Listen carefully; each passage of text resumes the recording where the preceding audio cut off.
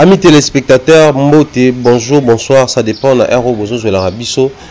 Grand plaisir pour nous aussi, Mbalso Micro, dans le cadre de cette émission Passe Partout, une émission de réflexion, une émission qui reçoit pour vous des invités pour tout bêta sur des trois réalités, pour parler autour de la réalité à Mbo Canabiso,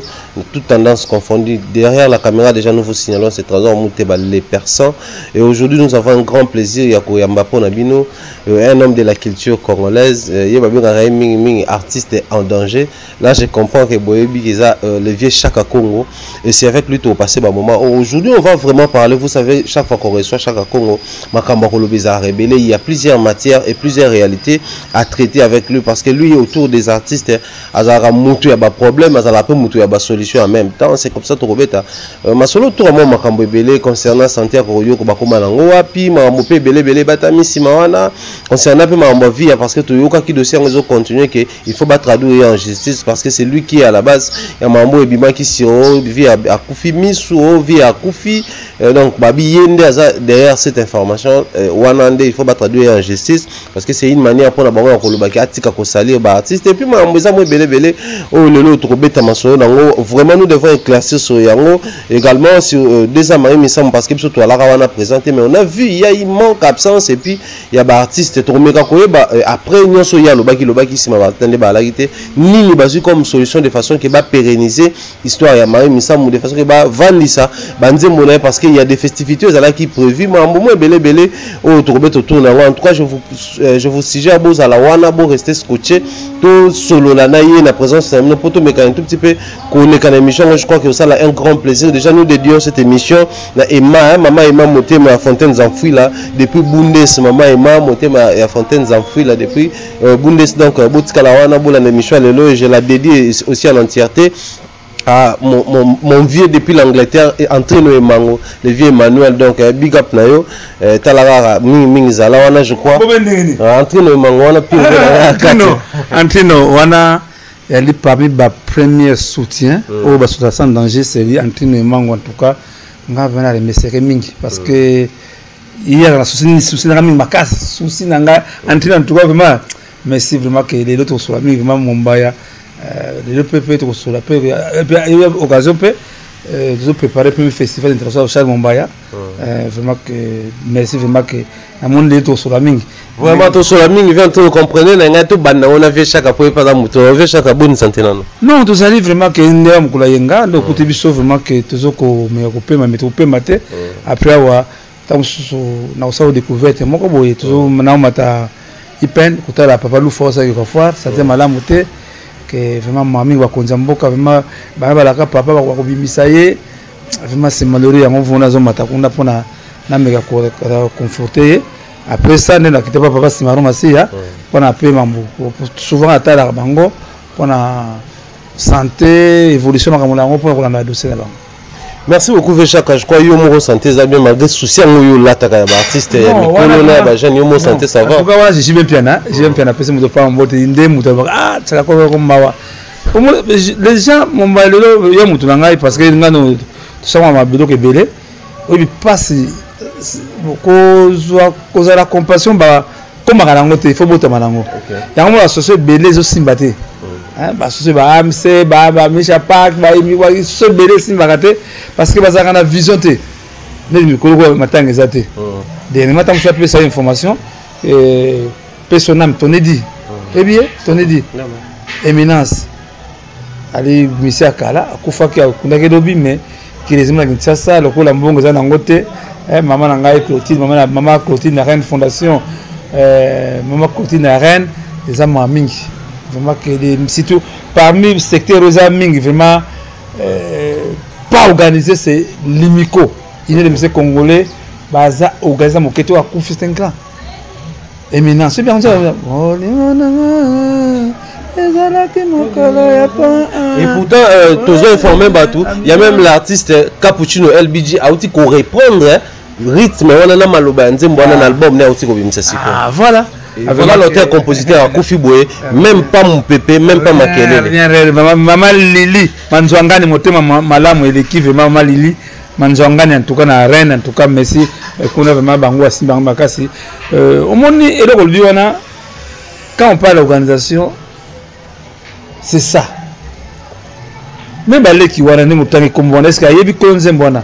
comment il reprendre nzembo ya mutu bon n'habite parce que dernièrement naki na en guerre contre Barbara Kanam au micro toujours vraiment malembe comment bongisa mais parce que pour c'est quoi en tout cas moto abengi TV Colonne 2 ité ayuba o ba monaki ba image osalaki ya ba tombe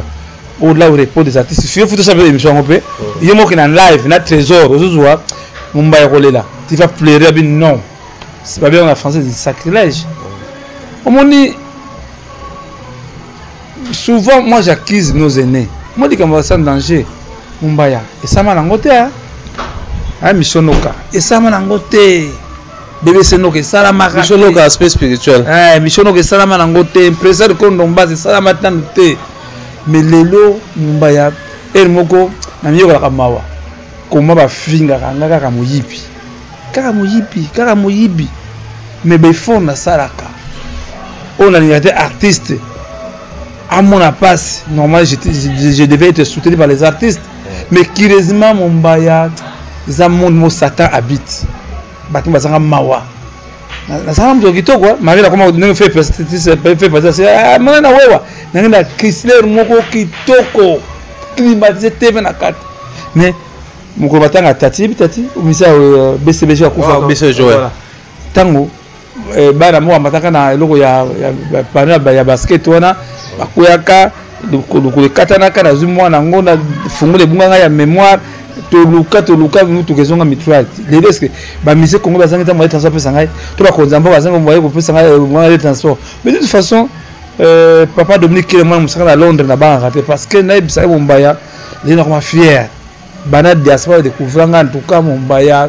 maman va transfert en tout cas merci pour tigangate yango monique à sans danger toujours ne dinga na wese na bango ba lieba ba shawarma ba hamburger ba steak ba champagne ba melinga kikozo ko subira ngane ngai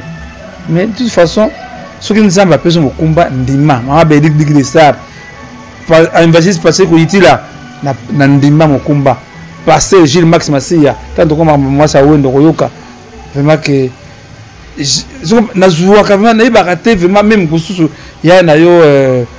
papa Manda Chebwa atuninga mais ça comment on restera biloko yo. Comment tu récites là? Tu n'as pas aucun budget, mais finalement, mais nous avons vraiment que na kumisa kanzambe vraiment que Mombaya soki ngana zaki na monde ya ba artiste wala ba kendaka esi baleka ngai chaka ko merci baleka mais to le bela peka mambango yo moko contribution na ben on na ba risque na ba danger nyonso oyo ozo courir na musala nozo sala bien que selon la vision artiste à danger comme tu l'as toujours si bien expliqué et ça beaucoup plus pour protéger ba artiste de façon que atal bazabo na bon to pe sima na bango bazwa pe mwamba no ya musala ba sala mais to ba na vite fait na yo ki dossier moi parce que aujourd'hui je suis beaucoup plus venu pas là yo to traiter sur ba dossier à vie autour ya ba artiste to ba récupérer maman ko doko to ko tamé là to ngana na danger wala parce que le ça maman vie plutôt pour de ça ko doko faut tout traiter au calmement on mona le ça ko doko ba mbongo bima mo to ba suite mais là qui pour de ça vie za na to ko épingler kaka ba lobi ba tourner ba traduire en justice parce que yo mto bimisa sango ke vie akufi misu yo mto panza sango ke vie akufi pour artiste en danger ko tisambongo finalement en tout cas Brigitte Anani merci vraiment que Brigitte de Lausanne na bisaka mingi souvent Mombaya mon artiste soki ta muza yaka basalaka baba ngoni comme bela ngai to na pas du peuple état comme bela ngai to ne ba séminaire mo to na pas du peuple artiste un artiste c'est qui un artiste azali prédicateur un artiste azali modèle. Un artiste a miroir ya population. Mais les artistes on a ya mama vie, pas mama vie, on a na Angola là nous.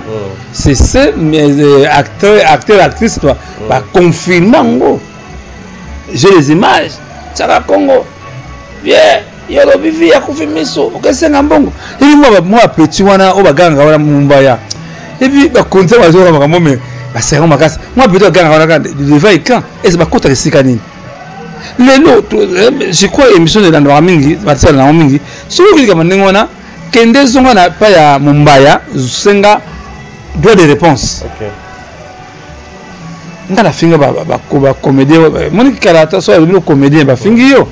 mais le comment on fait le coup na comédien yo comédien ba fingi yo comédien musa munena c'est un grand travail c'est un travail ba rock bodo ba sai ba papa masumu ba mama ba papa lombe ba te belé ba suko pa ba chali ba vie bango ba papa kwedi ba mama kutu wana na passe sur maman zita ma mingi tu tente comme makambo to ba maman zita. C'est malheureux, ils ont pas artiste azali mutu moko bazo suivre mouvement na yo ceux qui ont eu aucune presse nani na essayer de ça papa tout ça doit réponse contre cha Congo ya dobi ke via akufimiso via ngope soko le yengeni sala kiye e ngwa para zangi na fozo do ngakuta ngate pa akinga TVS1 na iba Karim para la pese mbote na zo numéro via na zo lukayo ndalika munini on vient robi tina yambe na émission nga via. Il faut quand même la vie vous avez un bagage intellectuel. Mumbaya mingi ba artiste belé na bakota ba kena ba ese wa samba kate. Ba bien on diffamation ba kangela yango hein. Comment yo ki tata munene boyo ki ndobane ba bêtise d'être fond okitisa ye d'être mo mutu mo kan sala mo muta passe. Mumbaya qui te offendre oyo c'est simaron assez on la ba kiti oyo. OK. Parce que nous pas battre pourquoi sommes là bakiti oyo parce que moi na mobala sara mosala mal de chance sous fait sanguzu ba publier une vie à kufi on a yami l'émission na movie si qu'on a ba bomeko mission na ba kufi faut te vie bon non de toute façon Moussa tout ça là c'est pas bateau soit kondima yo on bateau ba vérité yo au semble la kati ouais nzamba zangi ba opposant nzambe ala satan mo ba dossier voilà le satan au sala tout on va te bérer surtout diaspora wa nganga mingi et bérer ba kotse ba on ba jemo ko izanga tinda mso ndimango ya solo mais il faut voir ba commentaire ba sala on a ni na ba émission na bino surtout na ba YouTube bo biso to finga wana ba couleur nyonso bazo finga yo muta passé mutanzala mususu moko na pesa manike mobali mafima en tout cas et ba ta poto ba ta moko beaucoup na mboka moko oyo za évoluer il faut bien dissertation et bien aussi au mekina no ko de cortiquer no mutu ngo mais tant vision idée à ça danger il a su idée de quoi idéal mutu alingi nini abi bon mutu ni arrêter ya bundaka ba artiste ba veuve orphelin ba mon capacité mumba muzu na ça les photos ça émission na évoluer là et là parce que déjà tu vas à ça dans muzu moi le concours de la rue tout ça est nani licha chombo ba nani ba kisinjora ba saka de kuta oyo bisabayi bisobe ba kofelo media bi ma obali en tout cas nzamba azwa lokumu ça ko aussi faut to conclure to le baké dossier à vie wana eza na cas diffamation ba posele makambu eza solo te comment ba on se permettre ko le baké ba même dossier la justice pendant que ba bi ka diffamation non yango bi ke moni lelo ba internet obe ba beza ngo pe ko la ba ko beza ndango hein comme la colo base nango papa père pour la nouvelle papa père pour la nouvelle vraiment que comme la colo nango parce que lelo temps sur comprendre que à ces congolais bazonga na rôle na bango tato kota ba mama ebele ntantam sur na mama ko na lango ya Rosique Chimanga un jeune garçon âge fleur tout va venir na biso tout tika ba distraction wana enfants to ye bana net wali comédien wa musicien ye bana message noni combat biso sali nini ngai biso bana kazo bimisa guerre culturelle combat culturel biso artiste to sali ba artiste mo ba nous sommes pas considérés car le ba considérer l'élection oyembi dango pe ba bwaki vraiment ma fille yanga na yetu malamu en bon terme. Merci beaucoup Jean Congo to comment prendre dossier Kokodioko parce que abela tozala na yo to mema en hôpital to mona aide assistance à ça et après comment il faut collecte des fonds ça là batumso abisha Congo te batumso abifas Kokodioko batumso abe pande ko na ye batumso abi na famille na finalement bon comment la marambango wapi abika to abika te Kokodioko vraiment la message on va la transfert merci on va la transfert son a besoin merci pourquoi baba tout le monde va comprendre visa à sans danger ni n'était pas à sans danger ko do akufa est-ce que moi ta muninga comédien toi associé comédien bima non to kena non ngara bega sai mais ce ko do akufa ka so matanga chaka konga yate ndiko nanga maintenant on doit changer les missions au Lubaka et puis quand on va que non il faut changer façon de travailler monique ba molinga petro na tout ce que j'ai fait non nous avons des documents au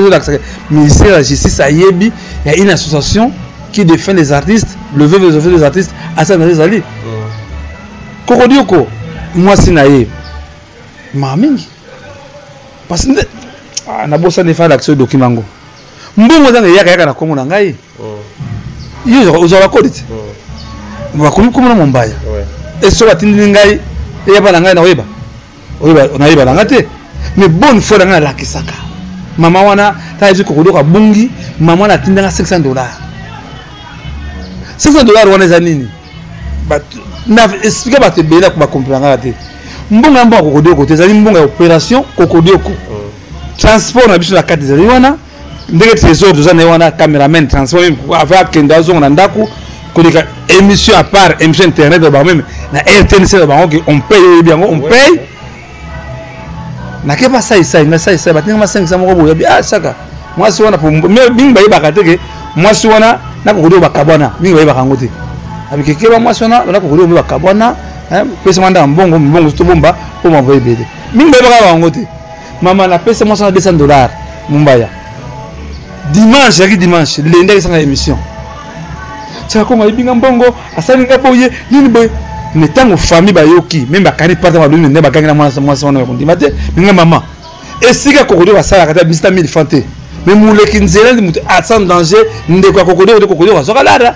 ta basaka propaganda ya kabila basoka mbongo oyebi yango na ba jeep oyebi yango eso kokodo ba soka ta secret na vie na ye kokodo ko tuna yo soka ta secret non vraiment Dieu merci que oba mona ba comprendre kambango na zuaka etanga akendaki na miwaki na SPP na l'accès ba dépense to matela ba moto na mutadi boma bo akotinde ba kata presse ko yiba tout ko kufi mais les gens ne voient pas ce risque là kaka ko yiba tanga zongindako kokodoko ça pas tenu ma de continuer kisu mbesi ko akeni na njili ndeba kuta kokodoko mutakala na sekomaf ba tumbaye kuna nde mutu moko tanga mona oyo mona tsaka Kongo nde ba benga mbangu na kengo récupérer kokodoko tina njili tina na lekapa leki na ngai Karine Mokonzi apela ke na tongo na nani ça c'est que na nina CPV yozalaka Dieu merci mwanzo zuma malamu mais kirezima Mombaya makamboyo mishonoka c'est grave batu balobi na mbebe na kokodoko sododo kokodoko nini mbongo ya bank mamebele bank kosiye ngabusu obulika mote botika moni Mombaya biso na Afrika bakangela kendo kita ndenge ka bikindo kwa ngaya fexalité pour vous konde ayibisa kokodoko landa mabondeli on est tout makasi est-ce que famille ya kokodoko il faut voir guerre na pour vous konde pas kobika biki mwana ni sous 18 ans liboma ti lelo mwana mwana te non mwana wana to ka bela liboma ti lelo sans suite mwana wati siko nini mwana ti siko mwana te mwana zo liboma bakota pe babonde tende pour faire konde ebisa ibango vraiment que na bisa yo vraiment que kokodi ko nzamba zo lokumu donc biki mais famille ba na problème ils ont un problème sérieux yango vraiment parti ko itira evangeliste parti ko itira mabonde makasi même papa J de Max Masia au côté mabonde de mingi vraiment que merci maman nangai bonde de Zeidi fondation mama Clotilde vraiment que na ebiki na sepela oyo sala même maman ne faut ça makazo no boaka ye et puis maman na tindi mbongo na maman yo sobaka fufu biso pe to sala ki collecte de fonds wala ko lukanenga rejoindre maman wana basopa fufu na poto aider parce que comprendre que eloko wana to ebite motema onini bato bakoza nango ya otala ba maman ba boti biso ba maman basunga biso to kola aleka ba même maman to ko se passe pour azokolisa ba leki na biso na mbongo fufu sala ba passe maman leli manzongani motema malamu elekio maman eloko lobi wana to biso ba policier hein message balanda ba internet balandaka ngaza capitaine moko ya sata lemba landa ngai voilà oui mibeko la loi est due c'est la loi mais même moi maman longola biloko tikanga biloko zonga boy mais biso ko nga maman nga otenga makala nanga kutani na makala kaka wana afuti ndanga na makala que ça va te passer mingi maman Cotille va merci même comme Rossi na remercie mingi bana poto ndenge ba sensibiliser en tout cas vraiment que nzamba za lokumu en tout cas que ba police la biso to ningi bino mingi mais so kumya likama ndenge wana zonga vraiment ndenge leke nga faire baka zonga moto. Donc, je tiens personnellement à féliciter la communauté congolaise partout où vous êtes éparpillés dans le monde. On a vu comment est-ce que vous êtes mobilisés pour collecter ces fonds en faveur de la famille. Il a regretté, chers frères, de lutter des combats, Rossi Chimangawa Kibiso pendant la lutte. Circonstances à ma belle, mais je vis combien vous avez ce cœur là de soutenir sa famille, sa femme et ses enfants. Vous collectez fonds, ces chiffres là. Quand nous avons vu ça et le Bélibiso et Bélé, on a compris que vous êtes avec nous. Donc les combattants partout où vous êtes dans le monde, nous avons compris que vous êtes avec nous et ça nous rassure, ça nous rend encore fort de continuer la lutte ici au niveau de Kinshasa. Évidemment, chacun fait la lutte à sa manière. Nous les faisons ici, toujours dénoncer anti-valeurs, toujours dénoncer mauvaise, surtout la lutte dans la mauvaise politique culturelle de notre pays. La politique culturelle, on n'a jamais connu un ministre de la culture, on a fait sa valeur dans l'homme culturel, et c'est comme ça nous luttons contre Yango. Mais chaque fois on a vu l'Iwa maman ou petit biso pe à son nom moi si papa wendo kolosoy makambo qui équipe na moi des ordres trop hein et Obama oui ça y passe moi souvent mbaya mon oba na posta ki ba image à dernière image maman na ça va tirer réflexion sur bana bon non la vérité et qu'il y a des ordres pour famille wana balobi yo liembo des ordres côté parce que moi j'ai un frère junior à fou là aza parmi bakoko ya wendo kolosoy. Oui, moi junior va fou la toile tous les jours vraiment que il y a des choses à koko mingi mais ni lelo la loi va mutu kati la zonga piéton et puis kay inga les Copperfield d'Afrique avec ça la Brazza asumela 10 $15 000 na mesa boy abi papa kay inga na ndimi bien mais na défaut bona Slovaquie papa lui faut ça quelques fois na papa wendo azanga peto mbali ayebi singa ichaka mbonga ngoyo pona mozolo ya papa wendo na mutuka ebi ngana préférer basala papa wendo mais Isaac Maïa Isaac témoin mais Isaac mais c'est impossible ça pourquoi ne ba te mutemo ya ndenge nini na ola ba mokilité moi suwana Maman Albertine, ngana tala yebi to pesi mo sa kese ma France bando moto bazali amona mais maman na image na ye ya suka 3 jours avant ko faut poster ki wa mona ki yango na boyo ko poster image parce que il y a scandale maman akufi na homme de veillard na bundaki na remercier premier ministre Bruno Chibala OK ma remercier Mumbaya on a besoin de samba parce que vous samba samba au se refuge comme boy na comment on a document mission no kabi chaque congo avant désormais de faire toutes choses il faut les documents tant on a $100 aux combien il faut pas signifier en il y a des documents Mumba yoza ozamu da mboka te mais da mboka commission yuti ke pona ngate mais bateau pas de misaka pas de ba et d'arabi c'est ça obligatoire te mbona na zokona ya sokoda te droit d'auteur ya wenu za ngana sokoda te mais ngana bettre match mumba na biso $1000 so pena $200 aussi mabe ça les soumutin d'ailleurs c'est une manière de motiver pour la transport pour suna bandeko mususu pe ba na besoin la kisayo zela no soki na zo fini mais soko moni esika ba kondi mama wana non j'ai pleuré j'ai dit des larmes aux yeux so nene ba lobaki yom to lembo pendant que mbongo se bima ki pe bango pe kota ki ba kundi place mabe mais c'est chaque ko nga mutali mbongo pone zongela kaka moi moyen to soit ki wana même za yon mingi te mais il faut quand même ko kunde pe bisika bala kole tout na maman na ndenga bien mais tant on a voilà qui tant c'est cimetière c'est déjà fermé c'est si là on va tout ba kuna raza ko yiba ka mabele c'est malheureux bon de toute façon nzamba yebi na tongo ngo na bengi lokamba magi lokamba na bengi abiri na bengi petite nani comme il a moi si to kende na c'est matanga ezali abir wazaka so déjà mbang abir image boye oh banga beta ya bile kuna ko filmer te vie ramona abir benga vie ko komate kuna wa ngapinga na komate poani o ba lobilo ngabisi atari boye ngabite nzo ngana zaki na primature pour conseiller il y a premier ministre aussi à fleur est-ce que conseil non c'est qu'on laisse c'est un monde à part monde moko mais maintenant Dieu maintenant j'ai des documents où ils ont l'accès que non tout ça le protocole d'accord OK désormais surtout n'engi buka non c'est là ils sont mboka comme il a pas droit moko boye ils ont permettre un pourcentage hôtel et puis pour assurer quand même artiste en danger voilà exemple 100% ou 100 $, soit $100 peso $40 ngape na kini pena kabula batu ngai na pa batu o ba ida kabisa fana zonga wana ya Congo papa mbongo ya mbongo doit l'autorité oya droit na mais non c'est l'argent oyo ba relation na sana ngonde ba ida kanga mais maintenant la ligne sous teke dans la rue un missionoka et comme sikoyo désormais on fait protocole d'accord oui on dit oui to signer au bon non au vendre je crois que net tout que le moke et puis zizina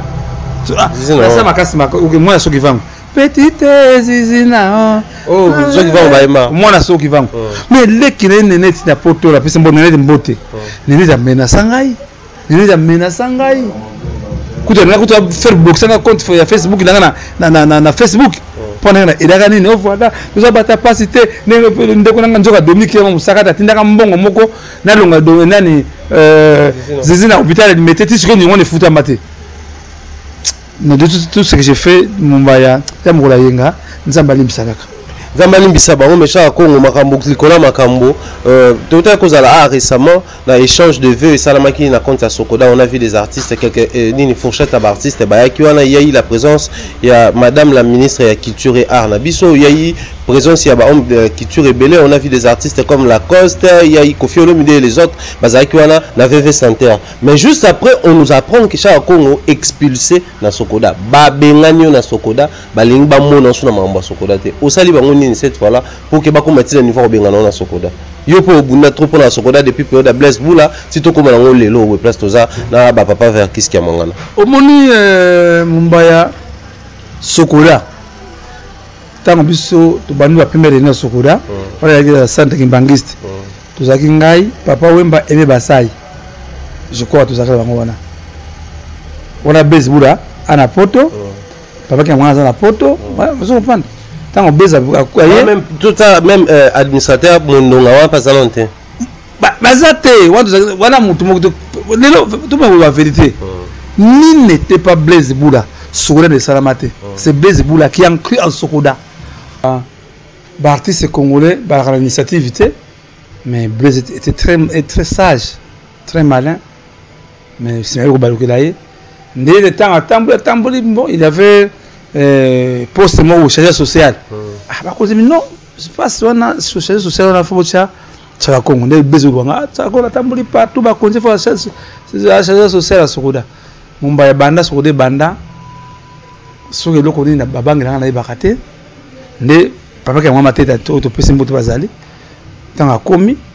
pa ibe tumba to bunda pona pia kuma wana na bandi kosala chargé social à Sokoda tanga ki na bani musala yake and tutika na papa la biso bonze en tout cas vraiment musala yake tanga zongi selon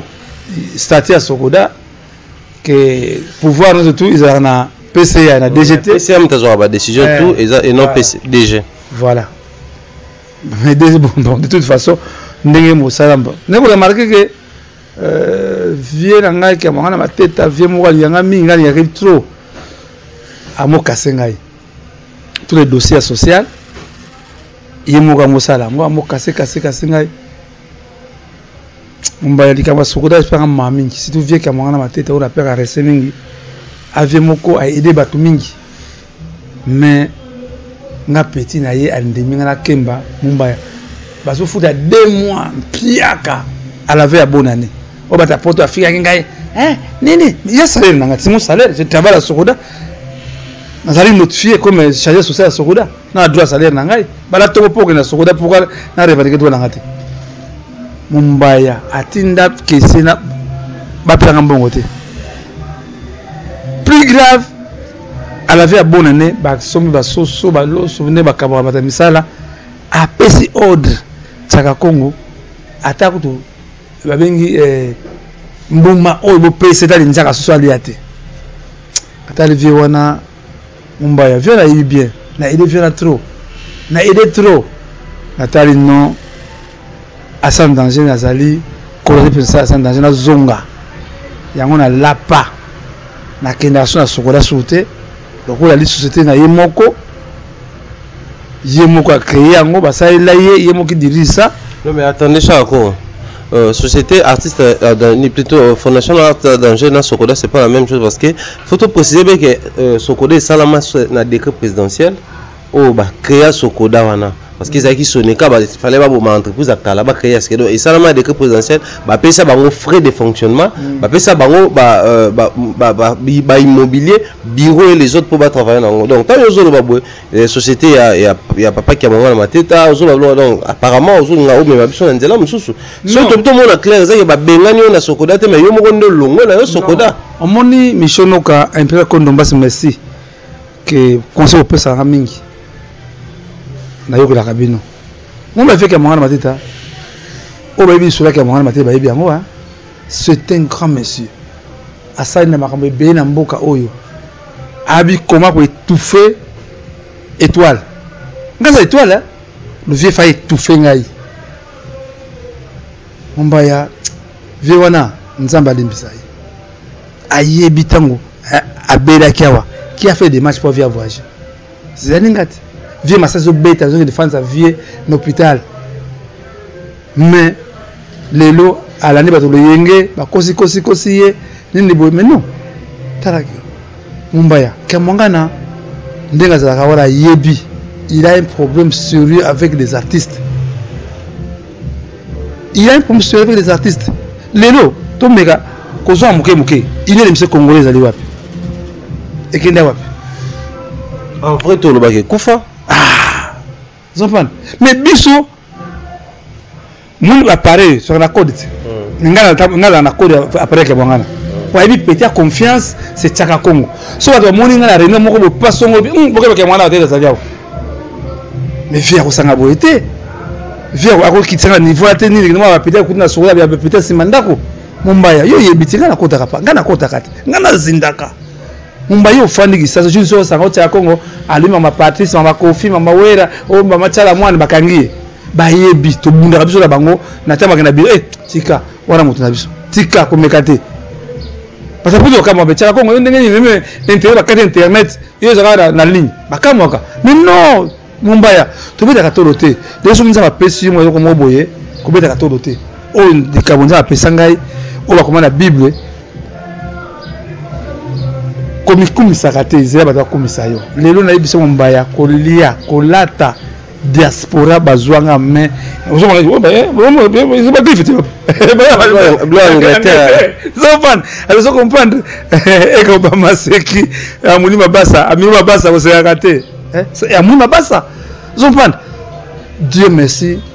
Nandimaka te un jour Mumbaya ngala kuma bo. Ngai loko na remesa mingi. C'est mon père spirituel ba kai. Yo to bo maka côté moko. Lita Bembo. On a remercié. Ni n'était pas Lita Bembo, ni on a vu à Boité. Mumbaya n'a pas passé, mais passe la Sarana en tout cas. On a quoi en a tom sur les raisons à rater. Vraiment que Dieu merci. Sokura wana il faut évanda. Parce que n'a qu'un projet. Il y a basa la méthode pour les artistes, c'est là où les bas blessent.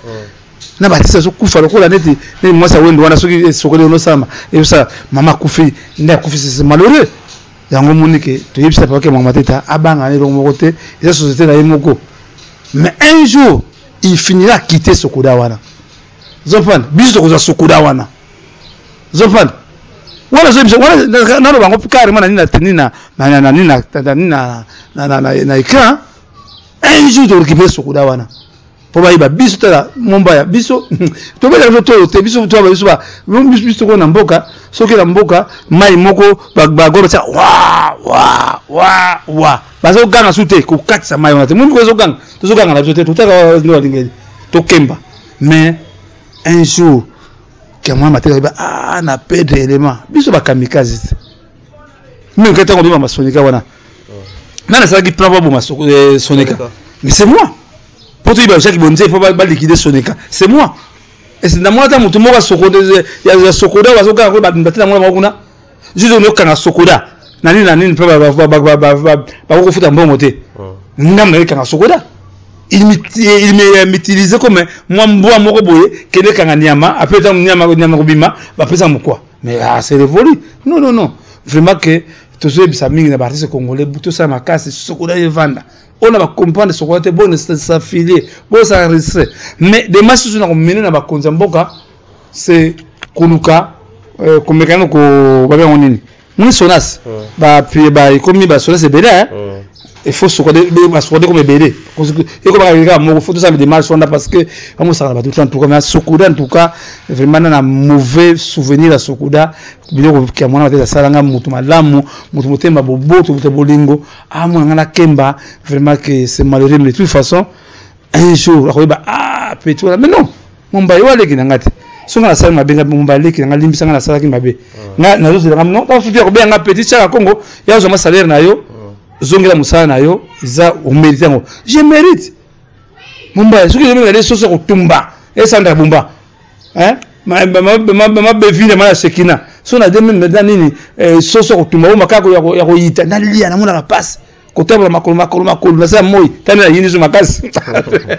Comprenez que c'est Chaka Congo là, nous tendons tout doucement vers la fin de notre émission. Je crois le boss Jacques Sobanouka depuis les États-Unis, les tout puissants et les conseillers privés personnels. Donc ça a un plaisir d'en inviter quoi. Sobanouka va Jacques mon nzo va petit ngai. Wana fondation na vraiment faut toujours ça malin. C'est une fondation là tout ça au poids parce que fondation les autres soutenir ba orphelins, les autres qui ça bana classe, les autres ça la maominer ni awa na Congo également na ba pays belé Afrique bientôt là bon on a même spot publicitaire en haut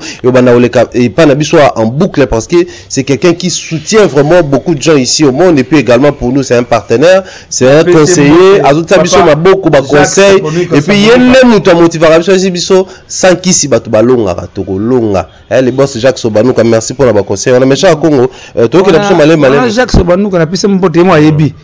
tous ceux qui bandaka moi yebi a combat code vraiment c'est un monsieur qui a la compassion aux autres en tout cas Dominique Moussakata en tout cas mon Jacques Sobanouka baza belé merci tout le monde qui aime son asuka peut-être tout le monde a peu loba mamba Kofi boy est informé que le vieux quadre a décidé qu'il y a un conflit soit national ba mission à créer climat de pétant yoka information c'est ça qu'on dit non ça c'est la ruse oh c'est la ruse tu as vu décision antigné ba problème non tu bien la ruse et puis ça même période bino bwana boki oh non ce qui peut Caligula ba boki lié mais il a décidé que tu peut ba conflit quand même la ruse mon to edaka Kofi ils ont prendre bon aider nani les mo kolon to da une décision qui est dorénavant plus question il y a ba conflit après même ba tuna ba lobela suma ba tout moni Kofi c'est les ministres les plus sages les plus malins ah bon ils ont prendre ouais Kofi a bien le marketing. OK. Nous allons faire des remarques dans le album. Album suka yango yo. Et c'est là ça qu'on doit bien ça. Kofi a mutu wa kayaka. Yeza yesu côté simbité côté fo bimse ko mo boy pour cheka. Il y a une raison. Bon pas raison. Quand na besoin ngam na besoin za raison. Kofi est né polémique. Mourira polémique. Ça c'est la parole de Chaka Congo, il est né polémique, il mourra polémique mais tout qui est d'habitude peu quoi comme déjà sous émission depuis un certain temps on a tout nos questions mais le cas des occasions tout le belango ndeni bon tout le monde ba mission chrétien to ebi dossier na yo na papa Patrice né soukela quelques artistes pour tout à la bazo na ba famille na bango ba comprendre ka yo tout le bango bongo mais toujours les ba leader tout le cas quadre awa tout exemple il fallait pour pas mamba ba combattre également héritier on a vu na Chaka Congo mata oloba que non soutenir bango ba artiste mboka également faire gola de CTV5 tant ba nga ba ninga na rayo zo ki maloba mais en retour donc comme on a yo tant on a préparé Kofi à la carte na point de presse aux alaka si on ça ba solo la bien tu ba faire gola bo Jésus les nuances les pas vraiment makambani Fali Poupa Elmar moi makambo ezali pe héritier wata yiko to benga de boss live c'est que lire peu bien pas bande ko wana ba artiste ba o baza pe peut-être un âge ba leki na yo ton ba otala pe ke kuluta sunga biso ataka coup de pouce na ndenge na ye ba kanisa ka yo soit tata ko kabela te mais ko soutenir quand même artiste en danger vraiment ya que ça bien tout ni ba de bela kanisa ndenge wana mon as bel as ça bi éducatif tant ça l'association et ça pas bon côté d'abord ba tout na ngai dernier temps bakanga qui dernièrement héritier hein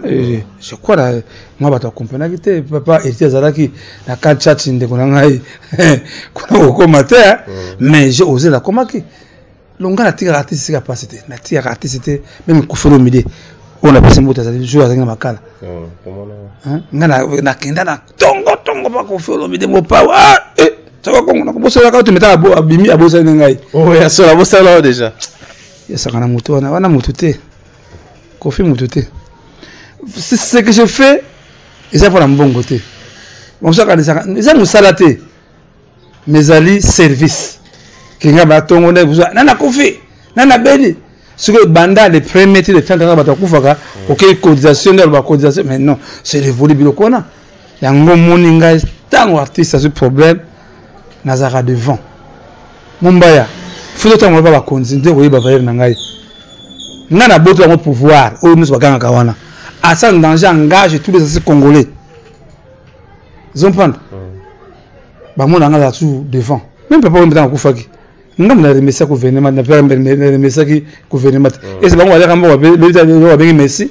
c'était monde à part mais en tout cas ngala ti ba leki na ngafane di fabinani qui s'est Fali Ferré héritier wata et les autres et là c'est pas mine moi bali wana ndenge atombola lokumu ya Al Pacino na bimela ye asale pe tombal et markangai Ferré Gola nani susu Ferré Gola dernièrement na domina bato non bato ko ça artiste ba biloko ngozanga tina parce que lelo bozomona ce qui se passe tant faire avec ce sont des trucs partout ce sont des trucs et que moko Mumbaya yo yebi bien dans 20 ans mi tuka ya essence de temps à sauter Colbat ils la Congo vous voyez des fois des trucs faire le baki que ce sont des trucs j'ai chanté quand il y avait un truc il y a beaucoup de trucs faire la raison sont des trucs ils ont prendre pour aller avec dans la wata on a bisayo parmi il y a orgueillité héritier mi yebi héritier ngabi héritier na de la paix hein tant arrive pas de la forêt ali mwana ya benga papa mais mwana parmi les lots na moi les lots ngala kosa raté na bomba ali kambote c'est héritier so moninga même à mutu fois quitter. Si on comprend bien, c'est héritier Ouattara Ndé Aza vraiment moi ouvert déjà comme il a toujours été envers Batebele. Mais fait cher comme nous que na suka par rapport à Yann Sotolobia, si faut tout résumer. Tokolemba pete kolobango cha Congo victime ya médisance, victime ya manque à compréhension, victime ya makambo ebele. Mais le loboye artiste est en danger, ils ont continué quand même comme ça là. Mais au-delà de danger ba artiste ba nango, ngai ndenge na koma komona, na ebite sur bandeko ba Hollande biso bazomona ndenge monanga, c'est chaque Congo maintenant qui est en danger. Liloba mo na bandeko bazo soutenir yo, o ba continuer ko pesa confiance. En tout cas, merci que question otunagite likambo ya Marie Misamu. Ah maman même ça moi là lemba mission côté je préfère encore couteau le bela maman festival Charles Mumbaya je préfère tout le bela alors que ba toi comprendre ndenge ba ba ngo filmé bandaki ne sukere ki ba mona ki bishono mona ki pesa ko no bas mona ki sukere ki sanda bomba aller bomba parce que les gens viennent seulement au départ pour finga mais les gens ils sont comme bonheur très fier na mosana salaka allez moloto tant que ba yebakate autre chose na suka allez moloto tant azaki empoisonné ngalo bango carrément na 2006 azaki na 5K na mwaka misemo ketete tant allez moloto azobela pe na mwaka misemo ketete ngam na ça des marches wana même temps Alain un mois va kufa ngam na ça des marches naie malheureusement tango puis en charge bimba abimeli banda wa kufa mais tango mba ça des marches wana bana poto bakti okosa kabino ngai il fallait pas pesa ngai rapport médical famille baboyaka ba misiba ba kina ateni mais allez mon insista qui vous pesa yango ngana sana rapport médical allez moloto ngana za kanango vous comprenez bien allez moloto était empoisonné vous comprenez même Nicolo to ça vacances ndazwa garde malade na ye oyo prophète Daniel wa monaki